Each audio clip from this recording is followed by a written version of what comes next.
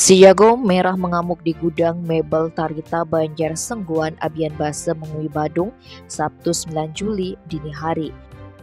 Peristiwa ini pun mengakibatkan kerugian material hingga 100 juta rupiah.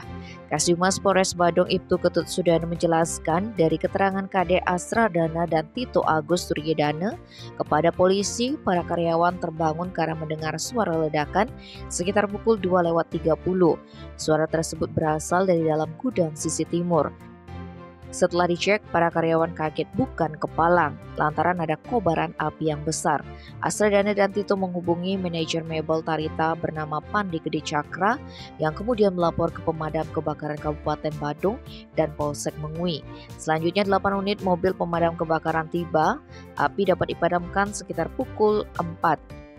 Beruntung tidak ada korban jiwa dalam insiden ini, hanya saja sisi timur gudang ludes beserta isinya seperti mebel, kursi, tangga variasi hanger, partisi mebel, serta alat dan bahan finishing mebel. Pemeriksaan sementara dari polisi didapati kurang lebih 10 stop kontak di sisi tembok timur gudang sebagai sarana alat-alat mebel yang menggunakan listrik.